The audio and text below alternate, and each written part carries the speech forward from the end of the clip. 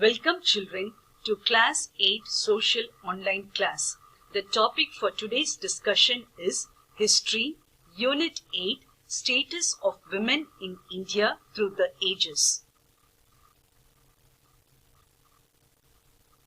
Children, the learning objectives of this lesson are to acquaint ourselves with the position of women in the ancient society, deterioration in the status of women in medieval period, the major social evils prevalent in the Indian society, the role of reformers in the social evils eradication, women emancipation through education, and social legislations and empowerment. Okay, let's get started. Children, women constitute half of the population, and moreover, the position of women was not uniform in all periods and differed with regional variations.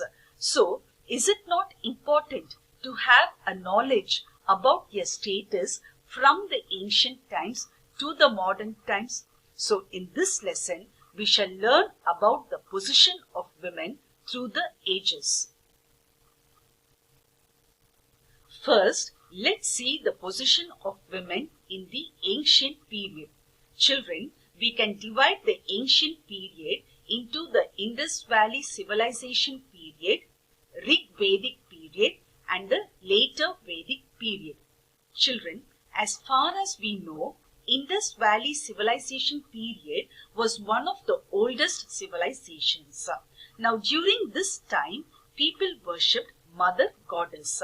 From this, we come to know that the Indus Valley people gave a lot of importance to women, and that is why they worshipped Mother Goddess. Is it clear? Next, during the Rig Vedic period, it is believed that the position of a wife was honored. Honored means highly respected. And moreover, during the Rig Vedic period, women were allowed to perform religious ceremonies. Is it clear, children? But children, during the later Vedic period, there was a transitional development in the status of women. Children, during this time, the social and political freedom of the women was restricted. The only thing which a woman was allowed to do is to perform the religious sacrifices. Children, during the later Vedic period, the patriarchal system became very rigid. Now children, what do you mean by patriarchal system? Patriarchal system means the society was controlled by men. Rigid means tough. So the society was dominated by men. Children, moreover, women were also denied or not allowed to study the Vedic scriptures. Vedic scriptures are religious studies. And children, during the later Vedic period, the practice of Sati became very popular. Children, do you know what is Sati? Yes, Sati means when the husband of a woman dies, the widow on her own choice or by force has to kill herself by jumping into the funeral pyre of her husband. So children, this was the condition of women during the later Vedic period. So far, did you understand, children? Good. Next, let's see the position of women during the medieval period. Children, during the medieval period, the position of women further deteriorated, which means the position of women became more worse. They suffered from many social evils such as sati, child marriages, female infanticide, and slavery. Children, sati was in practice particularly among the royal and upper strata of the society. Now children, do you know what is female infanticide? Yes, female infanticide means deliberately or willfully killing the girl babies. So, if a girl baby was born in a family, the girl baby baby was willfully killed because girls were not considered to be heirs of the family. Heir means a person who inherits property after the death of a predecessor. So women during this time were not given this benefit. And moreover, children were forced to marry and women were subjected to slavery. Is it clear, children? Children, during the medieval period, normally monogamy was in practice. Monogamy means one man, one wife. But among the rich, polygamy was also prevalent. Polygamy means a male can have more than one wife. And moreover, widow remarriage was rare. That means widow remarriage was restricted. Is it clear, children? Children, another prevalent practice during the medieval period was the Devadasi system. Children, Devadasi system is a religious practice whereby parents marry their daughter to a deity or a temple. It is actually one form of slavery and hence it is an inhuman practice. Children, the Rajputs of Rajasthan practiced another inhuman practice called Jauhar. Now what is Jauhar?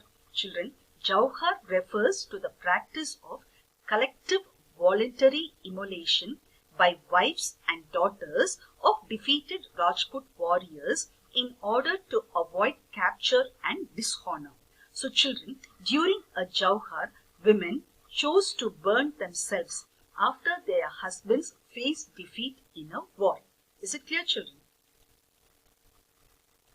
But some women rulers like Razia Sultan, Queen Durgavati, Chand Bibi, Noor Jahan, Jahanara, Jijabai and Mirabai were exceptions and did not follow the then existing customs and traditions. Is it clear? Children, though there were some tough practices during the medieval times, women's education was not completely ignored, though no regular separate schools seem to have been existed. Female education was informal. That is, girls usually had their lessons from their parents in their childhood. And the rich appointed tutors or special teachers to teach their daughters at home. Moreover, the daughters of the Rajput chiefs and zamindars studied important subjects like literature and philosophy. So children, did you understand about the status of women during the medieval period? Good. Next, let's see the position of women during the British period. Children, for centuries, women in India have been subordinated to men. Children, subordinated means less important. So, women were given less importance than men. They were also socially oppressed. When such was the condition of women in the 19th century, a national awakening took place in the form of social reforms. At this time, the enlightened persons, that is the people who really understood the problems and miseries of women, revolted against social evils and outdated customs. Numerous, that is many individuals, reform societies and religious organizations worked hard to spread education among women, to encourage widow remarriage, to improve the living condition of widows, to prevent marriage of young children, to enforce monogamy. Monogamy means a male should have only one wife, and to enable middle-class women to take up professions or public employment. So far, did you understand, children? Good. Children, in the beginning of the 19th century, many more steps were taken to improve the status of women. Children, at this time, female literacy, that is women education, was very low when compared to the male literacy. At this time, many Christian missionaries had also come to India. Now, these Christian missionaries were the first to set up the Calcutta Female Juvenile Society in the year 1819 to provide educational opportunities to women. Children, another institution called the Bethune School was founded in the year 1849 by J.E.D. Bethune, who was the president of the Council of Education in Calcutta. Children, one important step to improve the status of women was taken by Sir Charles Wood. Now, Sir Charles Wood was the president of the Board of Control, and he played an important role in spreading female education. Regarding this, he sent a dispatch recommending female education to the then Governor Lord Dalhousie. This was known as the Charles Wood Dispatch. This Charles Wood Dispatch laid great stress on the need for female education. Is it clear, children? Next, on 3rd February 1882, the Government of India appointed an education commission which was called as the Indian Education Commission. Children, this commission was composed of 22 members with Sir William Hunter as its chairman. So this commission was also called as the Hunter's Commission, and in this commission it recommended to start primary schools for girls and teacher training institutions, and it also suggested special scholarships and prizes for girls. Children, by the year 1880, Indian women began to enter universities. They were also trained to become doctors and teachers. They began to write even books and magazines. Then in the year 1914, the Women's Medical Service did a lot of work in training midwives. Children, midwives are persons trained to assist women in childbirth. Is it clear? Children, in the 1890s, D.K. Karve, a social reformer and professor in the field of women's welfare, established a number of female schools in Pune. He, along with another social reformer named Pandita Rama Bai, made sincere efforts to emancipate women, that is, improve the status of women through education, and their work was really remarkable. Children, Professor D.K. Karve also started the Indian Women's University in the year 1916. This institution was an outstanding institution imparting education to women. Children, in the same year, Lady Hardinge Medical College was started by Sir Charles Hardinge in Delhi for women. So children, during the British period, a lot was done to improve the status of women. So far, did you understand, children? Good. Next, let's see some major social evils which prevailed in the Indian society. The first one is female infanticide. So children, what do we mean by female infanticide? Yes, female infanticide is the deliberate or willful killing of girl babies as soon as they are born. See children, this practice was common in the Indian society in the 19th century, especially in the areas of Rajputana, Punjab and northwestern provinces. See children, if we analyze and see why female infanticide was practiced in India, it was mainly to avoid economic burden.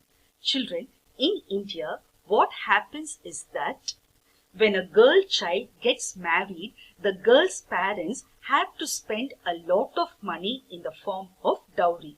Poor and middle class people were not able to pay huge sums of money as dowry, so they were heavily burdened. Because of this, the parents were not able to find a suitable match for their girl child. Moreover, only a male or a boy was considered as the pride of the family. So children, these were some of the major reasons responsible for this practice. Therefore, immediately after birth, the female infants were being killed. Children, in order to ban this practice, the company administration in India passed some acts. They were number 1, the Bengal Regulatory Act 21 of 1795, number 2, the Regulating Act of 1802, and number 3, the Female Infanticide Act of 1870. In this way, the evil practice of female infanticide was controlled to a large extent in India. Is it clear, children? The next major social evil was female feticide. So, children, what is female feticide? Children, female feticide is the practice of aborting or killing a girl baby when it is in the mother's womb itself. Children, this practice is also an inhuman practice which acts across the caste, creed, class and regional boundaries. Children, whether it is female infanticide or female feticide, the prime motive or the aim of these practices was to get rid of the girl child. See, children, the central government passed various acts which banned female feticide and sex determination. So far, did you understand? Good. The next major social evil which prevailed in the society was child marriage. Children, the practice of child marriage was another social disgrace for the women. See, children, child marriage is marriage of a girl or boy before the age of 18. Because of this, what happens is that girls are more likely to give birth to children at a very young age, which in turn affects their overall well-being. Moreover, young girls at their tender age are mostly subjected to domestic violence. Children, we also have evidences in history that the Mughal Emperor Akbar prohibited child marriage and made it obligatory for the parents to obtain the approval of both the bride and the bridegroom before the marriage. He prescribed 14 years as the age of consent for girls and 16 years for boys. Is it clear? Children, in the year 1846, the minimum marriageable age for a girl was only 10 years. So to avoid this, the Native Marriage Act was passed in the year 1872. Now, as per this act, the marriageable age of boys was fixed at 18 and for girls at 14. But this act had very little periphery because it was not applicable to Hindus, Muslims and other recognized religions. So, children, in the year 1930, the Central Legislative Assembly passed the Rai Sahib Haribilas Sarada's Child Marriage Bill, fixing the minimum marriageable age for boys at 18 and 14 for girls. And this was later amended. Children, amended means changes made according to the then circumstances. Thereafter, the Hindu Marriage Act was passed in the year 1995. Now, as per this act, the marriageable age of boys was fixed at 21 and for girls at 18. So, children, these were some of the steps taken to stop child marriage. So far, did you understand, children? Good. The next major social evil which prevailed in the Indian society was sati. So what is sati? Children, sati is an ancient tradition wherein a widow would throw herself on her husband's funeral pyre and burn herself to death. See, children, sati prevailed in the Indian society, especially among the Rajputs. Children, earlier sati was a voluntary act, but later the relatives forced the widow to sit on the funeral pyre of her husband. Children, this practice was noticed by an Italian traveller named Niccolo Conti. See, children, this Italian traveller Niccolo Conti visited the Vijayanagar Empire in the year 1420 AD. And he, in his travel accounts, notes that the inhabitants or the people in this region marry as many wives as they please and who are burnt with their dead husbands. Such was the sad state of women in those times.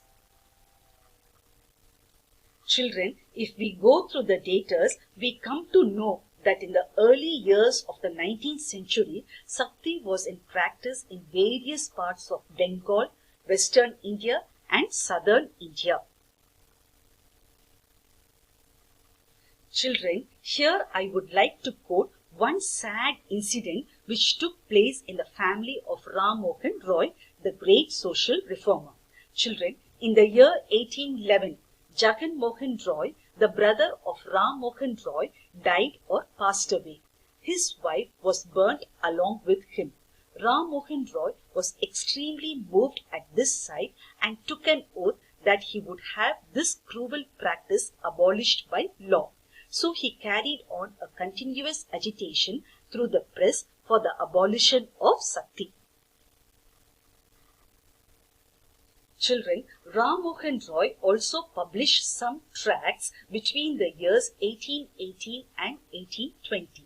Now, in these tracts, after a lot of research and study, he wrote that the right of Sakti was not encouraged by the Shastras. So, children, this was an important material, and this material was used by the Serampore missionaries to shatter the generally accepted view that Sakti was an integral part of the Hindu religion.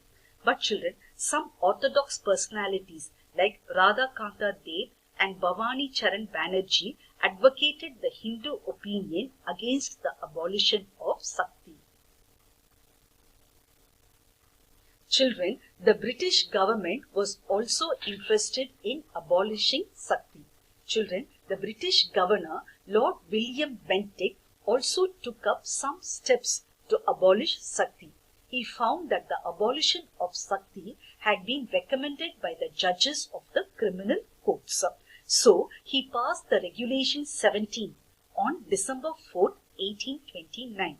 Children, this regulation declared the practice of Sakti or burning or burying alive the widow of Hindus as illegal and punishable by criminal courts. And similar legislative, that is legal measures were enacted soon after in Bombay and Madras. So children, these were some of the measures taken to abolish Sakti. So far, did you understand, children? Good. The next major social evil that prevailed in the Indian society was the Devadasi system. See children, the word Devadasi is a Sanskrit word. It means Devar Adiyal in Tamil, which also means servant of God in a temple. Usually, a girl who is well versed in classical arts is dedicated to the temple. And there was also the tradition of dedicating one daughter to the temple. Now, these girl children, in addition to taking care of the temple, learned and practiced Bharatanatyam and other classical traditional Indian arts. Children, though they were respected in the beginning, later on, these Devadasis were ill-treated and humiliated. They lost their dignity, sense of pride, self-respect and honor. So, some social reformers, Dr. Muthulakshmi Ammayar, fought for this cause. Children, do you know who is Dr. Muthulakshmi Ammayar? Yes, Dr. Muthulakshmi Ammayar was the first woman doctor in India. Now, she could not tolerate this social evil and she dedicated herself for the cause of abolishing the cruel practice of Devadasi system in Tamil Nadu. So, appreciating her role in the agitation against the Devadasi system, she was nominated in the Tamil Nadu Legislative Council in the year 1929. Along with her, Periyar E.V. Ramasamy put in a lot of effort and was instrumental in passing the Devadasi Abolition Bill. And this bill was proposed by Dr. Muthulakshmi Ammayar to the Madras Legislative Council in the year 1930. Children, there were some more famous personalities who agitated against the Devadasi system. One of them was Moovalur Rama Amirdam. See children, Moovalur Rama Amirdam got continuous support from Rajaji, Periyar and Thiruvika. With their continuous support, she raised slogans against this evil practice. As a result, the government passed the Devadasi Abolition Act. Children, here I would like to give you some information about the Madras Devadasi Act. Children, the Madras Devadasi Act was a law that was enacted on 9th October 1947. Now, the law was passed in the Madras Presidency and gave the Devadasis the legal right to marry and made it illegal to dedicate girls to Indian temples. Is it clear, children? So, children, in this way, the Devadasi system was completely eradicated from the Indian society. So, children, the major social evils such as female infanticide, female feticide, child marriage, Sakti and Devadasi system were completely abolished from the Indian society due to the efforts of the social reformers. Did you understand so far, children? Good. Next, let's learn in detail about the role of social reformers. Children, from the second half of the 19th century, a number of social reformers and social reform movements sought to promote the upliftment of women by giving them education, raising their marriageable age, and taking care of widows, as well as to remove the rigidity of caste and raise the suppressed class to a status of equality. The reformers who led the movements were the forerunners or the builders of modern India. The first social reformer about whom you are going to know today is Raja Ram Mohan Roy. Children, Raja Ram Mohan Roy was the pioneer. Pioneer means first. So, Raja Ram Mohan Roy was the first to start the Indian social reform movement. Though he belonged to an orthodox Hindu family, he wanted to put an end to the practice of Sakti. So, he was a casteless crusader of Sakti. This decision he took when his own sister-in-law was subjected to Sakti. So, he started his campaign against this inhuman evil practice. Children, seeing the ruthless efforts of Raja Ram Mohan Roy, the British government declared this act of Sakti as a culpable homicide. Children, culpable homicide means an act which has resulted in a person's death but is not considered as murder. He also helped Lord William Bentinck to declare the practice of Sakti as a punishable offence in the year 1829. Children, apart from his efforts in abolishing Sakti, he also protested against other social evils such as child marriage and female infanticide. But he favored the remarriage of widows, female education and women's right to property. So children, due to the efforts of Raja Ram Mohan Roy, the practice of Sakti was wiped out from the Indian society. So children, did you understand the contributions of Raja Ram Mohan Roy to the society? Good. Children, the next social reformer about whom you are going to know today is Ishwar Chandra Vidyasagar. Ishwar Chandra Vidyasagar carried on the movement for female education, widow remarriage and abolition of polygamy in Bengal. For this, he submitted petitions to the Indian Legislative Council and he was instrumental in passing of the Hindu Widow Remarriage Act in the year 1856. His son Narayana Chandra set an example to others by marrying a widow of his choice. Now, to promote female education, Vidyasagar founded several girls' schools in the districts of Nadia, Midnapur, Hooghly and Burdwan in Bengal. So, these were the contributions of the social reformer Ishwar Chandra Vidyasagar. Is it clear, children? The next social reformer about whom you are going to know is Kandukuri Veera Salingam. Children, Kandukuri Veera Salingam Pantulu was the earliest champion in South India of women's emancipation. Women's emancipation means women's liberation. he published a journal called Viveka Vardhani. He opened his first girls' school in the year 1874 and made widow remarriage and female education the key points of his program for social reform. So children, did you understand the contributions of Kandukuri Veera Salingam? Good. Next, let's see the contributions of M.G. Ranade and B.M. Malabari towards women's emancipation. Children, M.G. Ranade was a legal legend and B.M. Malabari was an Indian poet and journalist. Children, in Bombay Presidency, M.G. Ranade and B.M. Malabari carried on the movement for the upliftment of women. In the year 1869, Ranade joined the Widow Remarriage Association and encouraged widow remarriage and female education, and he also opposed child marriage. In the year 1887, he started the National Social Conference, which became a pre-eminent institution for social reform.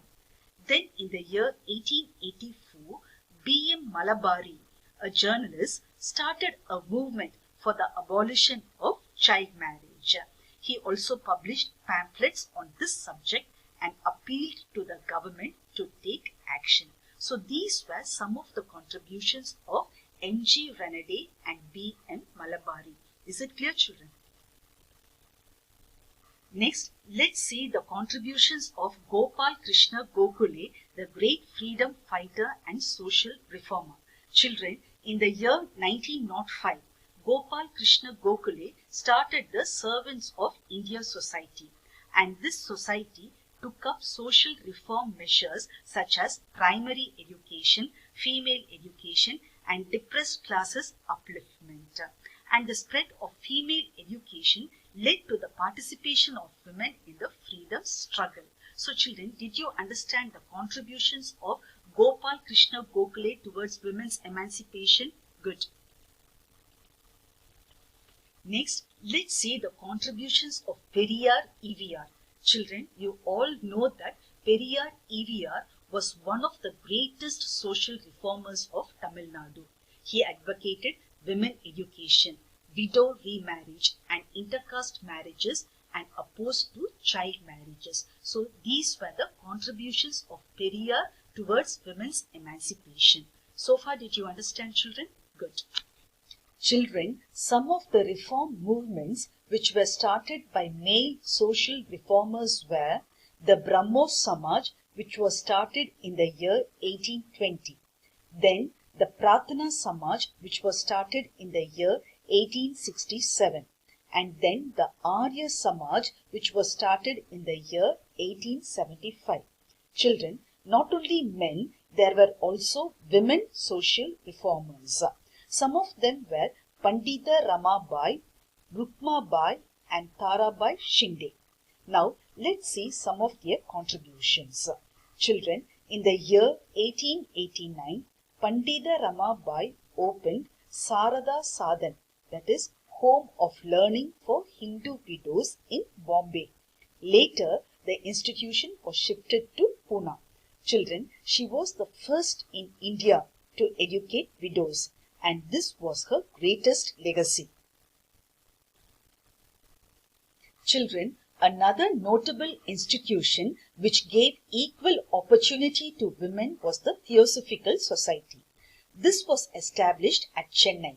The main aim of this society was to promote universal brotherhood of humanity without distinction of race, creed, sex, caste and color. And hence women were given equality in this institution. Children, this institution also developed many social reform programs. Children, the Theosophical Society was first started by Helena Petrovna Blavatsky. Later, Dr. Annie Besant from Europe joined it. Children, another remarkable women social reformer was Dr. S. Dharmambal. See children, Dr. S. Dharmambal was very much influenced by the ideologies of E.V.R. Periyar, and she showed great interest in implementing widow remarriage and women education. Children, earlier I had already mentioned about Moovallur Rama Amirdam Ammayar. She, along with Dr. Muthulakshmi Ammayar, raised her voice or agitated against the Devadasi system. So, in her memory, the government of Tamil Nadu instituted the Moovallur Rama Amirdam Ammal Ninaivu Marriage Assistance Scheme. Children, this was a social welfare scheme which provided financial assistance to the poor women. So children, women reformers contributed a lot for winning their own rights. Children, leading women realized that their interests should be safeguarded. As a result, 3 major national women's organizations were established. They were the Women's India Association, then the National Council of Women in India, and then the All India Women's Conference. In this way, women realized their rights and freedoms, which made them live more independently and safely. So far, did you understand, children? Good. Next, we shall know about some women who participated in the freedom movement. Children, during the British rule in India, the feeling of anti-colonialism was also gripping the women. Some women who fought against the British were Velu Nachiyar of Sivaganga. She fought bravely against the British and restored her rule in Sivaganga. The other notable women who fought against the British were Begum Hasrat Mahal and Rani Lakshmi Bai of Jhansi. These 2 women led the armed revolt of 1857. Like these women, in the freedom struggle, thousands of women came out of their homes, boycotted foreign goods. That is, they stopped buying foreign goods, marched in processions, defied laws. That is, they refused to obey the rules or laws, received lathi charges and courted jails. That is, they went to jails.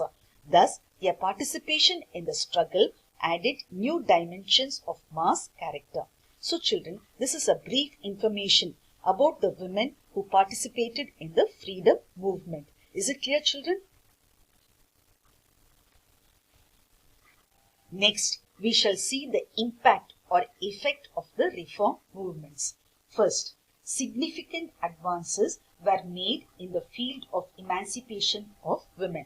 This means notable improvements were made in the emancipation or liberation of women. Second, it created national awakening among the masses. That is, people throughout the country, that is, even the common man, realized the importance of women's emancipation. Third, it created the feeling of sacrifice, service and rationalism. Children, rationalism means logical thinking. So the reform movements created the feeling of sacrifice, service and rationalism. Fourth, the practice of Sakti and infanticide were made illegal. Thus, the practice of Sakti and female infanticide were completely abolished. And finally, it permitted widow remarriage. That is, widows were allowed to marry again. So children, these were some of the impacts or effects of the reform movements. So far, did you understand, children? Good. Next, we shall see the status of women in independent India. Children, today, women in India participate in all activities such as education, politics, medical, culture, service sectors, science and technology. Children, the Indian government protects women by giving them equal status. So under Article 14 of the Indian Constitution, it says that women should be given equal opportunity and equal pay for equal work. Children, the other policies which patronized women were the National Policy for Empowerment of Women. Children, this policy was launched by the Indian government in the year 2001. And this policy states that all forms of violence against women, physical and mental, whether at domestic or societal levels, including those arising from customs, traditions, or accepted practices, shall be dealt with effectively with the view to eliminate its incidence. And children, the central government also launched a new program called the Mahila Samakhya, and its main focus was to empower women. Is it clear? Next, to improve the socio-economic status of women, the Women's Reservation Bill was passed in the Rajya Sabha, seeking 33% reservation of women in the Lok Sabha and in all legislative assemblies. Next, the National Commission for Women was set up in January 1992. Its main function was to review women-related legislations and intervene in specific individual complaints of atrocities and denial of rights. So children, after independence, the government has taken all these steps to empower women. So far, did you understand, children? Good. Children, the following is a table which shows the various legislations that have enhanced the status of women in matters of marriage, adoption, and inheritance. The first one is the Bengal Regulation of 21. This legislation was passed in the year 1804. According to this regulation, female infanticide was declared illegal. The second one is Regulation of 17. This was passed in the year 1829. According to this legislation, practice of Sakti was declared illegal. The next one is Hindus Widows Remarriage Act. This act was passed in the year 1856. According to this act, it permitted widow remarriage. The next one is the Native Marriage Act. This act was passed in the year 1872. According to this act, the child marriage was prohibited. The next one was the Sharada Act. This act was passed in the year 1930. According to this act, the age of marriage was raised for boys and girls. The next one was Devadasi Abolition Act. Children, this act was passed in the year 1947. And according to this act, it abolished Devadasi system. So children, these were some of the legislations that enhanced the status of women. Is it clear? Children, I hope this lesson was interesting to you. Keep reading, keep learning, keep safe until we meet in the next session. Thank you.